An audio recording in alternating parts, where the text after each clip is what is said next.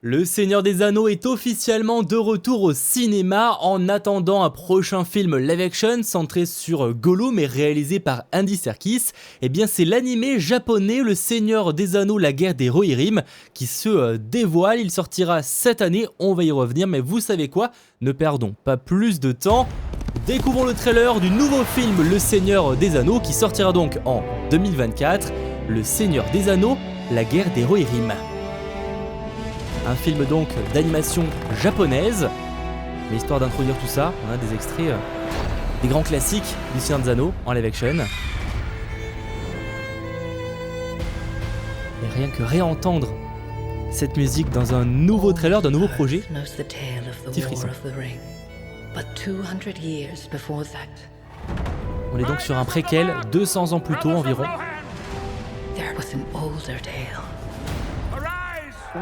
Centré sur le Rohan.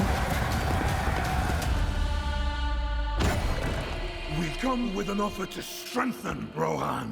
Hera, daughter of Helm, I, Wolf, seek your hand in marriage. Au niveau des décors, on reprend vraiment ceux qu'il y avait dans les films live action, donc on est vraiment dans la continuité. D'ailleurs, Peter Jackson est impliqué.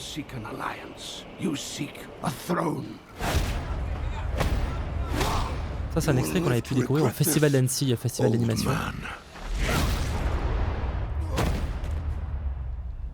He's dead. You will pay for this with your life.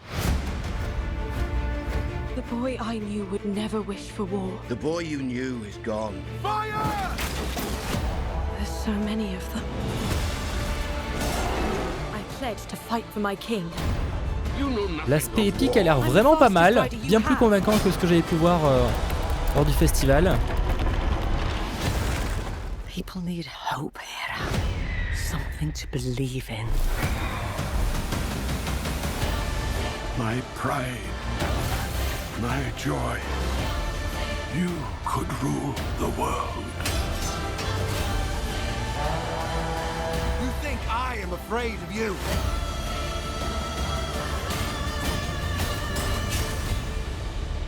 You should be.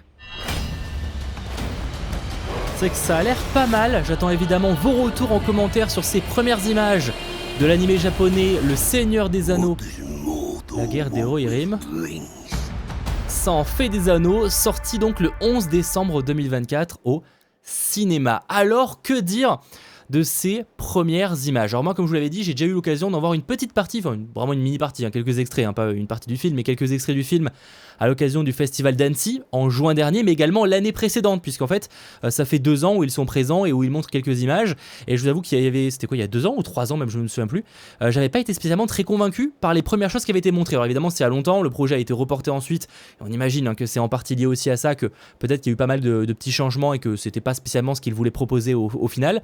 Là, on sent qu'on est sur une version évidemment bien plus définitive, puisqu'il sort dans seulement quelques mois, et de toute façon le gap était assez fou entre la première fois que j'avais pu le découvrir au Festival Annecy et donc cette année en juin 2024. On avait carrément eu des extraits où ça donnait quand même bien plus envie, et aussi la confirmation que Peter Jackson ou encore Andy Serkis étaient d'une manière ou d'une autre impliqués dans le projet. Donc on est vraiment sur quelque chose qui est dans la continuité des films live action. On revoit notamment avec les décors, avec le château du Rohan et tout, voilà, c'est vraiment des choses qu'on a pu voir dans les films live action. Donc là-dessus, je suis quand même plutôt hypé. J'avoue que moi, c'était surtout au niveau de l'animation où j'étais pas spécialement convaincu, dans le sens où j'avais quelques petites réticences sur ce que j'avais pu voir. Et là, le trailer, je trouve, rend assez honneur au film. À voir du coup sur 1h30 ou je ne sais pas combien de temps va durer le film, mais si ça rendra aussi bien. Mais en tout cas, là, pour le coup, c'est quand même beaucoup plus convaincant, donc je suis assez rassuré. Nous, la scène qu'on avait pu voir au Festival Annecy, entre autres, c'était notamment la partie avec le fait que ce personnage-là, juste là, défie le roi Helm, donc voilà, le roi du Rohan, et du coup ça amène à un combat qui va du coup provoquer la mort, et donc réellement le début de l'histoire du film. En tout cas, c'est comme ça que ça nous avait été vendu lors justement de la présentation au Festival d'Annecy. Et bon, moi j'avoue que la scène m'avait un petit peu laissé mitigé. Je trouvais le combat un peu ridicule. La manière dont c'était mis en scène, je trouvais ça un peu bizarre, mais bon, on verra. Ça reste un point de vue très bref, et on verra quand on aura le film au complet. Ça reste un avis personnel comme ça et il va évidemment, et je l'espère, évoluer parce que clairement, par exemple, je suis déjà beaucoup plus convaincu par l'animation que je trouve bien plus fluide que ce qu'on a pu voir. Alors évidemment, c'est normal, hein, c'était aussi pas des versions définitives qu'on avait pu découvrir, mais du coup là c'est bien plus rassurant. Et ouais, finalement, j'avais un petit peu peur. J'avoue que la première fois où j'avais découvert le projet, j'avoue que le côté animation japonaise, j'étais en mode oh ok, c'est pas ce que j'imaginais pour le Seigneur des Anneaux et c'est toujours pas spécialement le cas, mais en soi, je trouve ça assez convaincant. Et donc là-dessus, je suis quand même très rassuré. Alors, j'ai pas grand chose à dire de plus, à part que ça prendra place environ 200 ans avant du coup la trilogie du Seigneur des Anneaux, et que c'est donc un projet particulièrement intriguant. Clairement, pas forcément attendu de base, mais très intriguant au vu de ce qu'il va nous proposer. Donc rendez-vous ce Noël, donc en décembre 2024, et bien pour le découvrir au cinéma. Et de nouveau, c'est très important, partagez vos retours en commentaire. Allez, ciao tout le monde.